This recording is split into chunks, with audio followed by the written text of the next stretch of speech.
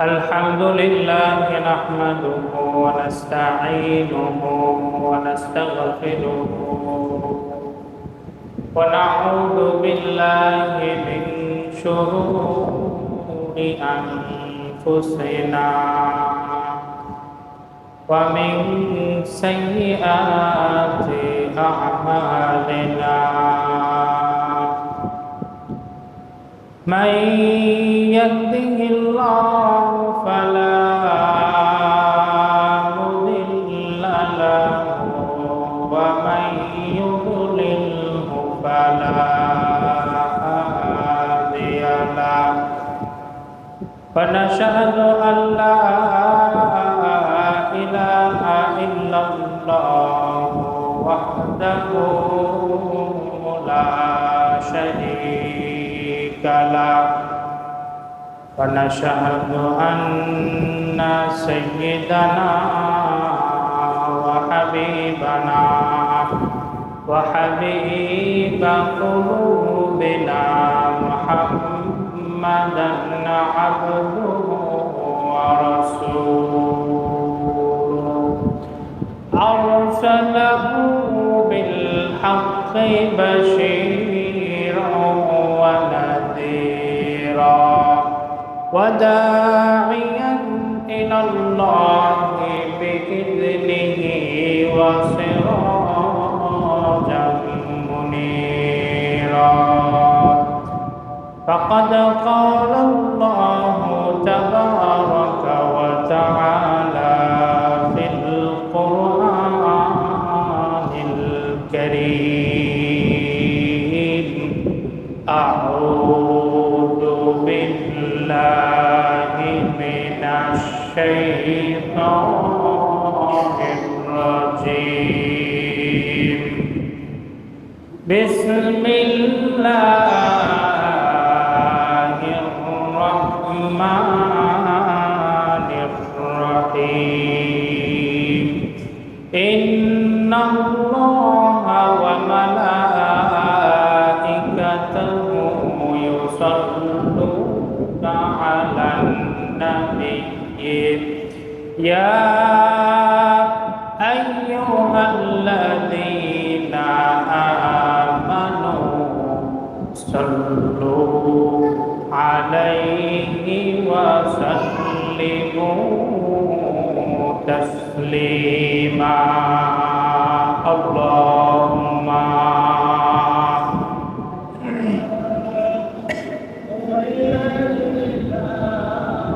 مولانا محمد وعلى آل سيدنا شفيعنا محمد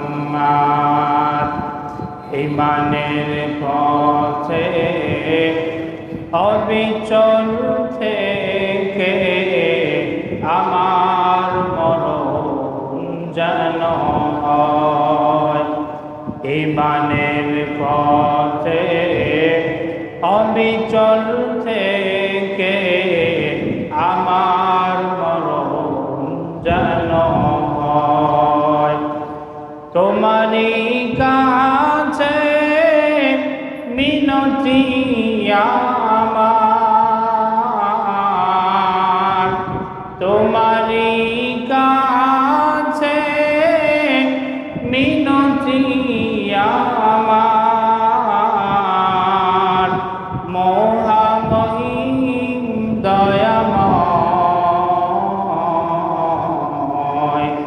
ইমানের পথে অবিচল থেকে আমার মরণ যেন হয় আল্লাহুম্মা সাল্লি আলা সাইয়্যিদিনা মাওলানা মুহাম্মদ ওয়া আলা আলি সাইয়্যিদিনা شفيعنا محمد بلغ العلا بكماله كشف الدجى بجماله حسنت جميع خصاله صلوا عليه وآله ربي زدني علما ربي زدني علما رب اشرح لي صدري ويسر لي أمري واحلل عقدة من لساني يفقهوا قولي وبك نستعين يا মুস্তাআন।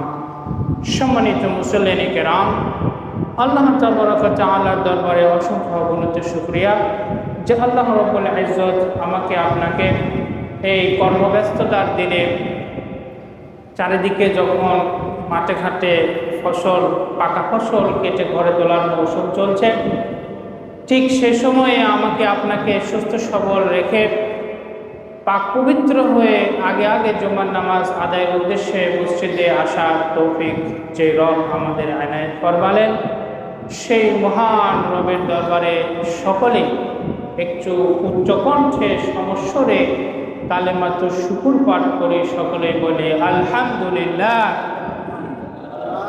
প্রিয় উপস্থিতি, আজকের দিনে আমরা ক্যালেন্ডারের দিকে যদি তাকাই তাহলে দেখতে পাই 2025 সালের মে মাসের 23 তারিখ। আবার আমরা যদি বাংলা সনের দিকে তাকাই 1432 বঙ্গাব্দের জ্যৈষ্ঠ মাসের 9 তারিখ। আবার আমরা যদি আরবি সনের দিকে তাকাই 1446 হিজরির জিলকদ মাসের আজকে 24 তারিখ। আজকে 24 তারিখ জিলকদের আর 6 দিন আছে। আবার জিলহজের 10 তারিখের দিকে ঈদুল আজহা, সেদিক বিবেচনায় প্রায় 15 দিনও আর থাকে না, 15 দিনের মতো আর আমাদের ঈদে আছে। তো আমরা এই ঈদের আগে হয়তো আর একটা অথবা 2টা জুমা পাব। তো সেদিক বিবেচনায় আমি চিন্তা করলাম যে 2-1টা জুমায় কুরবানি নিয়ে কিছু কথা বলি। তো ইনশাল্লাহ আমরা আগামী জুমায় কুরবানির হুকুম আহকাম, কুরবানি সংক্রান্ত জরুরি কিছু মাসায়েল ইত্যাদি, ফজিলত, কুরবানি না করার ক্ষতি ইত্যাদি বিষয় নিয়ে আলোচনা করব। এ জুমাতে আমরা একটু কুরবানি সম্পর্কে কিছু তাত্ত্বিক আলোচনা শুনব যে কুরবানি এটি সূচনা আসলে কোথায় থেকে, এটি কি পৃথিবীর শুরু থেকেই ছিল নাকি আমাদের সময়ে আছে? শুরু থেকে থাকলে সেটা কিভাবে ছিল, সেই কুরবানির পিছনের ইতিহাসটা আমরা একটু দেখার চেষ্টা করব এবং এই কুরবানির সাথে জড়িত ইতিহাস, ঐতিহ্য, ত্যাগের যে মহিমা, যে দৃষ্টান্ত, যে শিক্ষাটি জড়িত আছে সে বিষয়টি আমরা দেখার চেষ্টা করব। প্রিয় উপস্থিতি, তো সেই আলোচনায় আমরা সর্বপ্রথম একটু জানার চেষ্টা করব যে কুরবানি শব্দের অর্থটা। তো আপনারা জানেন যে কুরবানি এটা আমরা কিতাবের মধ্যে ইয়াউমুল আদহা বা ইয়াউমুল উদহিয়া শব্দেও পাই। উদহিয়া শব্দের অর্থই হচ্ছে জবাহ করা। যেহেতু আমাদের এই ঈদে বা ঈদুল আদহাও বলা হয়ে থাকে, জবেহ, পশু জবের একটি উজ্জ্বল আমল জড়িত আছে, একটি নেক আমল জড়িত আছে। এজন্য সেদিক বিবেচনাও এটাকে ইয়াউমুল আদহা বা উদহিয়া বলা হয়। আরেকটি শব্দ যেটি আমার আপনার কাছে সবচাইতে বেশি পরিচিত সেটি হচ্ছে কুরবানি। তো কুরবানি শব্দটা আল কুরবানু শব্দ থেকেই মূলত। তো এই কুরবান শব্দের অর্থই হচ্ছে কাছাকাছি আসা। কি করা? কাছাকাছি আসা। কুরবান শব্দের মূল অর্থই হচ্ছে কাছাকাছি। মা ইয়াতাকাররাবুল আবদু বিহি ইলা রাব্বিহি। কুরবান শব্দের অর্থ হচ্ছে মা, এমন সব জিনিস, ইয়াতাকাররাবুল আবদু বিহি ইলা রাব্বিহি, যে সমস্ত জিনিসের মাধ্যমে বান্দা তার রবের কাছাকাছি যায়, সেটাই হচ্ছে কুরবানি। তাহলে আমরা জানলাম যে রবের কাছাকাছি যাওয়া যায় এমন জিনিসকেই বলা হয় কুরবান, সেখান থেকেই কুরবানি। যেহেতু আমাদের এই ঈদে পশু জবাইয়ের মাধ্যমে আমরা আল্লাহর নৈকট্য লাভের একটা ইচ্ছা পোষণ করে থাকি, ইবাদতের মধ্য দিয়ে যাই। এজন্য আমাদের এই ঈদকে, এই উৎসবকে আমরা কুরবানির ঈদ এবং কুরবানির সময় বলে থাকি। যে উপস্থিতি, তো এই যে কুরবানি, এটা যে সন্তুষ্টি লাভের মাধ্যম, সে কথাটা আমরা সরাসরি কোরআনেও পাই, যে এটা আল্লাহর নৈকট্য পাওয়ার একটা মাধ্যম, যেটা মানুষের হৃদয়ের সাথে, আমলের নেক নিয়তের সাথে সম্পৃক্ত। আল্লাহ রাব্বুল ইজ্জত সূরা হজের 37 নম্বর আয়াতে কথাটাকে এভাবে বলছেন, লা ইয়ানালাল্লাহা লুহুমুহা ওয়ালা দিমাউহা ওয়ালাকিন ইয়ানালুহুত তাকওয়া মিনকুম।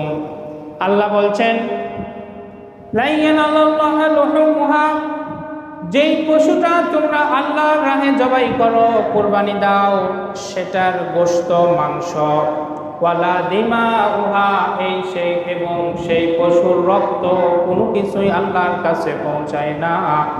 ওয়ালাকিন ইয়ানালুহুত তাকওয়া মিনকুম, কেবল তোমাদের মনের মধ্যে যেই খোদাভীতি, যেই আল্লাহর নৈকট্য অর্জনের যেই ইচ্ছা, যেই সুপ্ত সুন্দর মনোবাসনা রয়েছে, ওই বিষয়টি কেবল আল্লাহ রাব্বুল আলামিনের কাছে পৌঁছায়।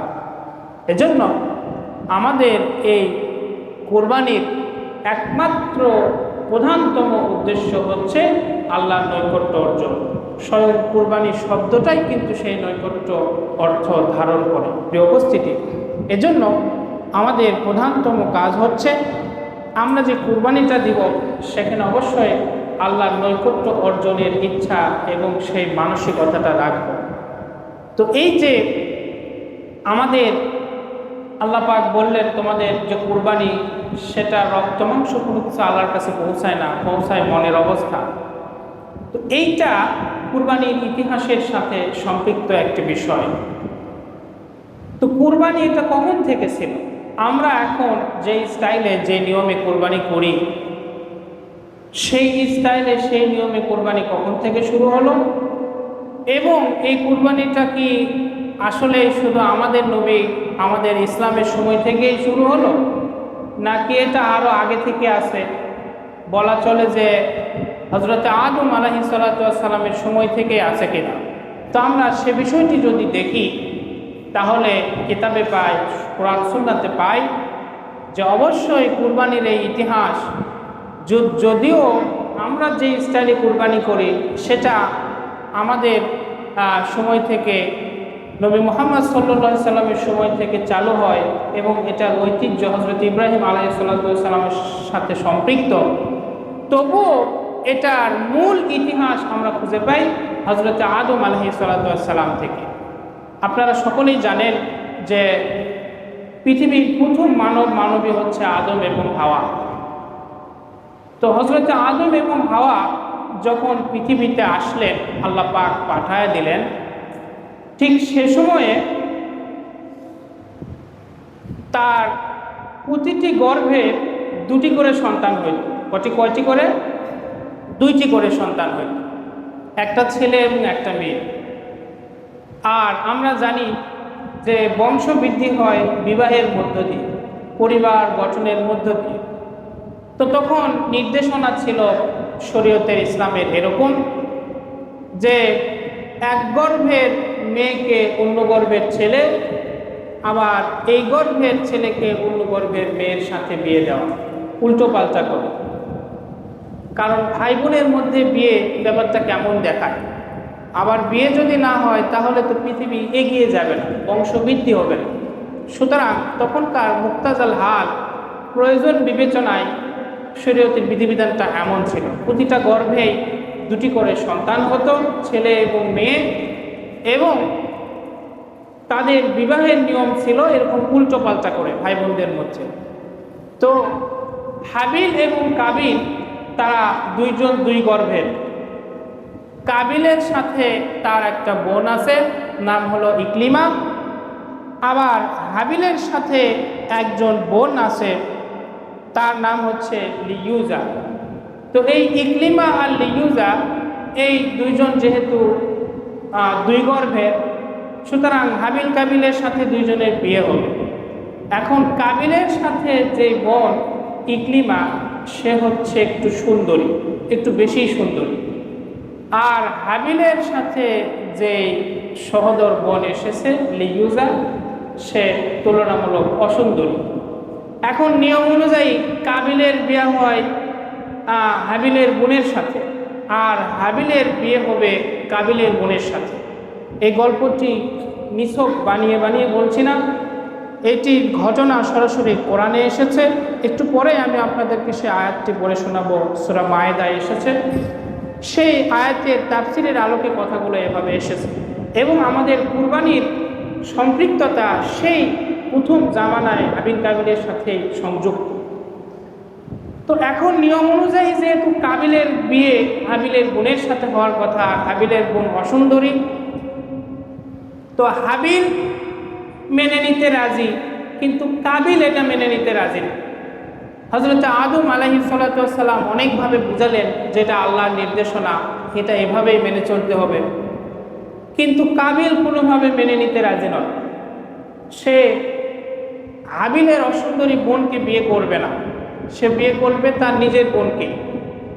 তখন হযরত আদম আলাইহিস সালাতু ওয়াস সালাম বললেন যে ঠিক আছে, তোমরা যেহেতু ঝগড়া বেঁধে দিলে, চাচ্ছ না, তো তাহলে তোমরা একটা কাজ করো, তোমরা দুজনেই দুইটা কুরবানি আল্লাহর রাস্তায় পেশ করো। তোমাদের এই কুরবানির মধ্য থেকে যার কুরবানি আল্লাহ কবুল করবেন, তার সঙ্গেই সুন্দরী ইকলিমার বিয়ে হবে। তো এটা যখন হযরত আদম আলাইহিস সালাতু ওয়াস সালাম বললেন, তো তখন হাবিল করল কি, তার অধীনে যে সম্পদ, জমি জমা, পশুপালন ইত্যাদি ছিল চতুষ্পদ জন্তু, সেখান থেকে বেছে সে সুন্দর একটি দুম্বা আল্লাহর রাস্তায় কুরবানির জন্য নির্ধারণ করে পাহাড়ে রেখে আসে। আর কাবিল কি করলো, সে যখন দেখলো যে এটা তো আমাকে রেখে আসতে হচ্ছে, আমি তো এটা ভোগ করতে পারছি না, সে কি করলো, তার অধীনে থাকা সম্পদের মধ্য থেকে কিছু দুর্বল শস্যদানা, মূল্যহীন শস্যদানা পাহাড়ে রেখে আসে। এবং এই যে তারা যে এই কর্মটি করলো, এটির মধ্য দিয়ে হাবিলের মনের মধ্যে স্বচ্ছতা ছিল বিদায় হাবিলের কুরবানিকে আল্লাহ রব্বুল ইজ্জত আল্লাহ তাআলা সন্ধ্যাবেলায় দেখা গেল যে কবুল করলেন, আর কাবিলের কুরবানিকে কবুল করা হলো না। এরপরে কি হলো, সেই ঘটনাটা আল্লাহ আয়াতে এভাবে বলছেন, সূরাতুল মাইদার 27 নম্বর আয়াতে আল্লাহ রাব্বুল আলামিন বলছেন, ওয়াতলু আলাইহিম নাবাআ ইবনাই আদামা। হে মুহাম্মদ সাল্লাল্লাহু আলাইহি ওয়াসাল্লাম নবী, ওয়াতলু আপনি বর্ণনা করে শোনান, আলাইহিম আপনার উম্মতদেরকে, নাবা আপনাই আদামা হযরত আদম আলাইহিস সালাতু ওয়াস সালামের দুই সন্তানের কথা, বিল হাক্কি সত্য যে গল্পটি, সত্য ঘটনাটি, সেটা আপনি তাদেরকে বর্ণনা করে শোনান। ইদ করবা কুরবানান ফাতুকুব্বিলা মিন আহাদিহিমা ওয়া লাম ইউতাকাব্বাল মিনাল আখার। তারা যখন উভয়ে কুরবানি পেশ করলো আল্লাহর রাস্তায়, আর তাদের মধ্য থেকে একজন তথা হাবিলের কুরবানি কবুল করা হলো, আর আরেকজন তথা কাবিলের কুরবানি কবুল করা হলো না। ক্বালা, তখন যার কুরবানি কবুল করা হলো না তথা কাবিল, সে বলল, লা আকতুলান্নাকা, আমি হাবিল তোমাকে আমি কতল করব, হত্যা করব। ক্বালা, আর হাবিল যার কুরবানি কবুল করা হলো, সে বলল, ইন্নামা ইয়াতাকাব্বালুল্লাহু মিনাল মুত্তাকিন, আল্লাহ মুত্তাকিদের পক্ষ থেকে এই কুরবানিগুলোকে কবুল করে থাকে। প্রিয় উপস্থিতি, এখান থেকে আমাদের কয়েকটা শিক্ষা আছে। প্রথম কথা হলো যে এদের আচরণটা দেখেন। আল্লাহ বলছেন যে তারা যখন করবা কুরবানি পেশ করলো, একজনেরটা কবুল করা হলো, আরেকজনেরটা হলো না। যারটা হলো না সে বলল যে আমি তোমাকে কতল করব। এখন পর্যন্ত আমাদের দুনিয়াতে, আমাদের এই জাগতিক সমাজে চলতে গিয়ে যখন স্বার্থের ব্যাঘাত ঘটে অথবা লেনাদেনা কোনো কারণে যদি ঝামেলা তৈরি হয়, তাহলে এক পক্ষ যে হয়তো জয়ী হয় না, সে হত্যার হুমকি দেয়। দেয় কি দেয় না? এটা কিন্তু এখনো আছে। আল্লাহ বলছেন যে যারা শয়তান, যাদের মনের ভিতরে দুষ্টামি থাকে, তারা এভাবে আচরণ করে। কাবিলের কুরবানি কবুল করা হয়নি, এটা তো হাবিলের কারণে না, কবুল করেছেন কে? আল্লাহ। কিন্তু হত্যার হুমকি দিল কে? কাবিল। কিন্তু কাবিলের হত্যার হুমকি হাবিলকে দেওয়া উচিত নয়, কারণ হাবিলের কারণে তো কার কুরবানি কবুল হয়নি এমন নয়, বরং কাবিলের মন মানসিকতা ভালো ছিল না, এই জন্য কবুল হয় নাই। আল্লাহ বুঝাইতে চাইলেন যারা শয়তান মানসিকতার হয় তারা এমনই হয়ে থাকে, তারা হত্যার কথা বলে, তারা হুমকি দেয়, ঝগড়া ঝাঁটি মারামারি, মানে কিভাবে ঝগড়া বাঁধানো যায়, কিভাবে মিটমাট না করে মীমাংসা এসে বা সেই চিন্তাটা করে। আল্লাহ বললেন তুলান না, কাবিল বলল আমি তোমাকে হত্যা করব। কিন্তু হাবিল কোনো কথাই বলল না, সে আল্লাহর একটা ঘোষণা দিয়ে দিল। সে বলল ইন্নামা ইয়াতাকাব্বালুল্লাহু মিনাল মুত্তাকিন, আল্লাহ মুত্তাকিদের পক্ষ থেকে এই কোরবানিকে কবুল করে থাকে। প্রিয় উপস্থিতি, হাবিল কাবিলের এই ঘটনা এখানে কোরবানিটি এসেছে। যে কথা বলছিলাম যে কুরবানির ইতিহাস এটা একেবারে পৃথিবীর সূচনা লগ্ন থেকে, হাবিল কাবিলের সময় থেকে। তবে সে সময়ের কুরবানি আর আমাদের কুরবানির মধ্যে একটা বিস্তর ফারাক রয়েছে, কারণ সে সময়ের কুরবানিগুলো আমাদের মুহাম্মদী শরীয়তের আগের যত কুরবানি ছিল সমস্ত কুরবানির নিয়ম ছিল যে তারা কুরবানিগুলো পেশ করতো আল্লাহর রাস্তায়। সেটা যে কোনো সম্পদ, পশু পাখি, খাদ্য শস্য ইত্যাদি যেটাই হোক, দুম্বা, তো তারা পেশ করত এবং যার কুরবানি কবুল করা হতো আসমান থেকে আগুন এসে সেটাকে পুড়িয়ে ফেলা হতো, ভস্ম করা হতো। আর যার কুরবানি কবুল করা হতো না সেটা ওইভাবেই পড়ে থাকতো। তো সেটারও একটা বর্ণনা আছে যে তাদের কুরবানির কেমন ছিল, সেটার একটা বর্ণনা সূরা আলে ইমরান 183 নম্বর আয়াতে আল্লাহ এভাবে বলছেন, ওয়াল্লাযীনা ক্বালু ইন্নাল্লাহা আহিদা ইলাইনা আল্লা নু'মিনা লিরাসূলিন হাত্তা ইয়াতিয়ানা বিকুরবানিন তাকুলুহুন নার। রাসূল পাক সাল্লাল্লাহু আলাইহি সাল্লামের যখন ইসলামী শরীয়ত নিয়ে আসলেন, আমাদের শরীয়তের কুরবানি তো আগুনে পুড়ে ভস্ম করে ফেলা নয়। আমাদের কুরবানিটা হচ্ছে মনের কুরবানি, যেটা আমরা মনের দিক থেকে আল্লাহর জন্য সঁপে দেব, নৈকট্য অর্জনের জন্য কুরবানি করব। কিন্তু সেটার যে জাসাদ, শরীর, যে কুরবানিটা আমরা জবাই করছি সেটা আমাদের ভোগ করে এবং উপভোগের জন্য। তো ইহুদি নাসারারা তারা বলল যে আমরা তো আপনার উপরে ঈমান আনতে পারি না ততক্ষণ পর্যন্ত যতক্ষণ না আপনি এমন কুরবানি আমাদের সামনে পেশ করবেন যেটা আগুন এসে খেয়ে ফেলে। তো তারা রাসূলের সাথে যাই হোক বাকবিতণ্ডা করতো।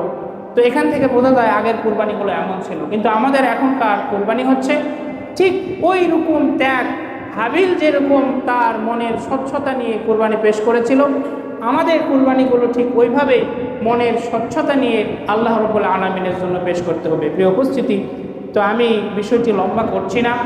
ইব্রাহিম আলাইহিস সালাম এবং তার সন্তান ইসমাইলের জবাহের ঘটনা সেটি আপনারা জানেন, এই জন্য সেদিকে আমি আর গেলাম না। তো কুরবানির ইতিহাস সম্পর্কে জুমায় সংক্ষিপ্তভাবে এতটুকু বললাম।